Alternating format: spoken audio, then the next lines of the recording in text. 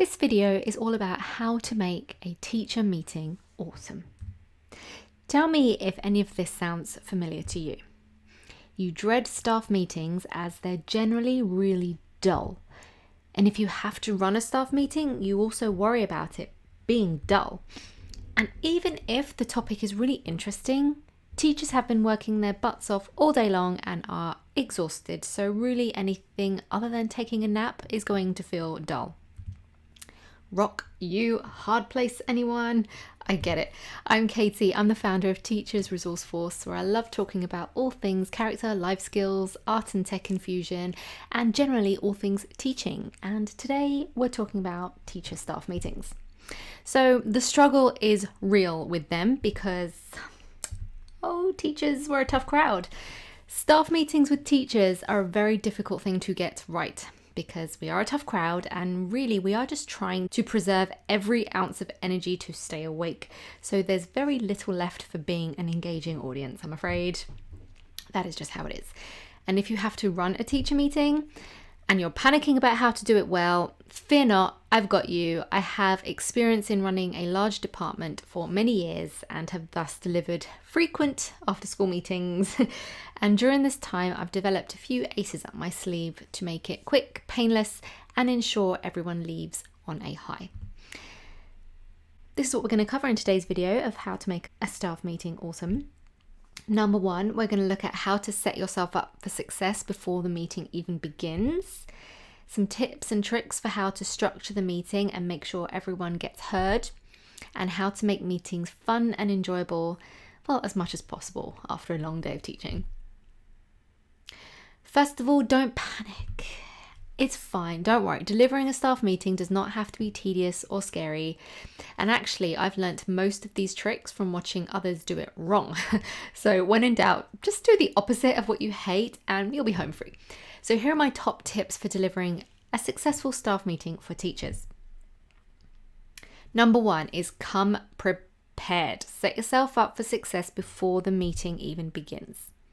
So I advise emailing out an agenda to everyone who's going to be there a few days before the meeting to give them a chance to look it over and think about what they would like to contribute in the meeting. I have been in meetings where the agenda was printed off for us on the day so that we could write notes on it and stuff, but honestly, I think this just requires a lot of unnecessary extra work and resources, which I don't think you need to do, but it's up to you. But if people are desperate for it, they can always just print one for themselves. It's not a big deal. That's the benefit of emailing it to them first. Number two, stick to the point, please. It keeps everything going on time. Some of the worst staff meetings are those where the person leading it has taken it way off tangent with no hopes of coming back quickly.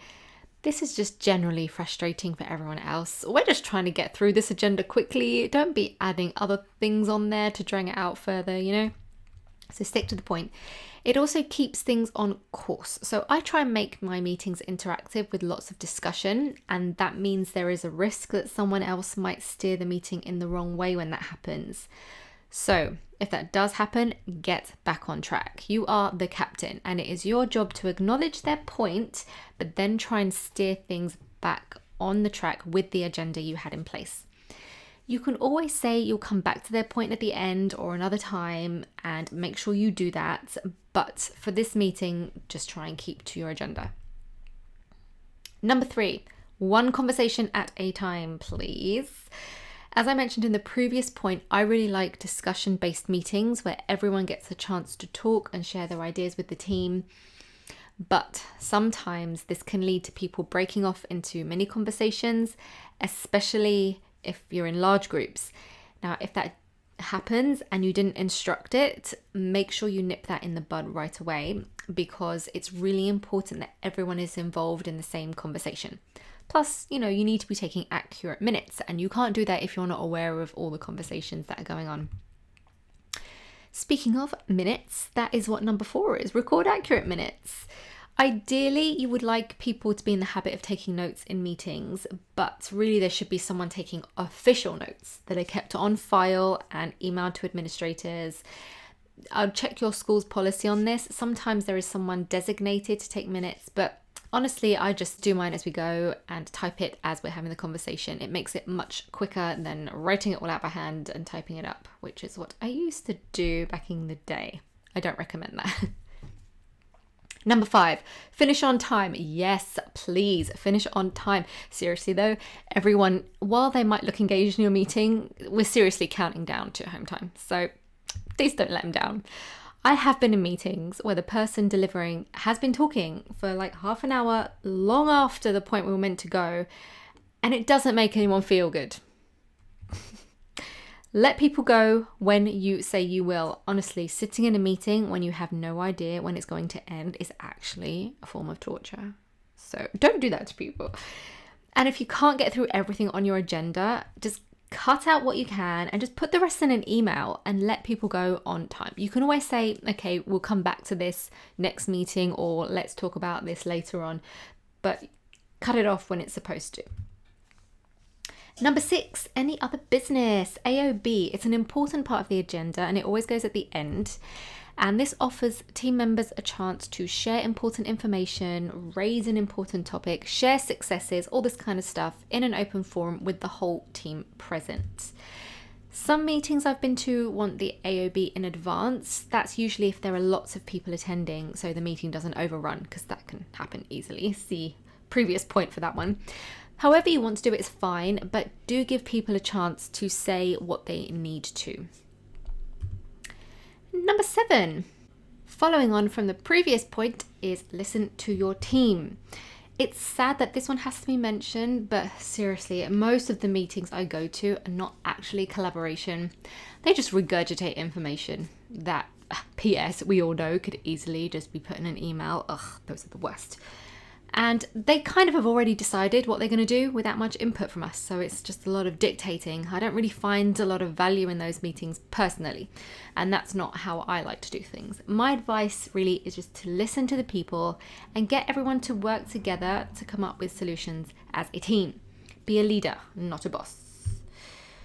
Collaborate, don't regurgitate, and don't just make a verbal email. Okay. Number 8, bring snacks and beverages. Yay!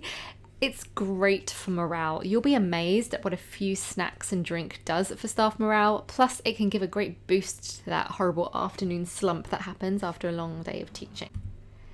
Naughty and nice snacks. So my team really look forward to seeing what goodies I pick up for them. And it doesn't have to be extravagant. You can bring some chocolates or cookies or healthy snacks like grapes, nuts, dried fruit, chopped fruit, etc. There are people that would like both. Don't just bring all the chocolate, because some people are trying to be good. So give people a choice with healthy food as well. They will appreciate that. And a refreshing or a warm drink. You know, being British myself, we do love a nice pot of tea while we work. It's just such a mood lifter. It's like a big warm hug, our tea. But, you know, just as delightful would be a nice refreshing drink. Will also go down just as well. If you don't know your team well yet, I would bring a bit of everything in the first instance just to see what bites. And then if you notice people gravitate more towards the healthier, refreshing stuff, for example, you know that that's kind of what you want to focus on in the future. But give people some choices. Number 9, keep it positive. No one likes to be in a negative situation, so it's not a surprise that this is the key to a successful meeting. And yes, as teachers, it is true, we have more to moan about than anyone. That's for sure. But in order to have a successful meeting, you want to try and keep things positive and moving forward. So yes, people will likely want to vent a little bit, and that's okay, let them do that. But the key is to try and make sure that every moan is encountered with a solution or an action step. Kind of just makes you feel a bit better rather than just moaning for moaning's sake. That can just bring everyone down. Plus they're tired, you know, don't make it worse. Moaning will do that. So keep positive as much as possible. Number 10, lighten the mood for really tough meetings, especially with those with lots of staff who might not know each other well. You can start off with a fun game or starter activity like this one. So I've done quizzes and word searches, crosswords, all the stuff, but nothing has worked as well as these this or that teacher dilemmas. They're brilliant. I first created a version of these a few years ago when I had to deliver a whole staff meeting to a room full of like 100 tired teachers. So I really wanted to create fun buzz in the room that wasn't going to be too cheesy or too annoying or force people to do it if they don't want to.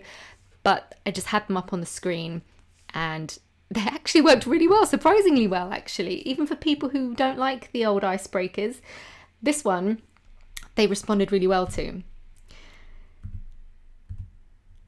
So I decided to jazz them up and I made 99, which is way more than you'll need for a teacher meeting, but this will last you quite a long time because you can use just a couple per meeting and they'll last you ages.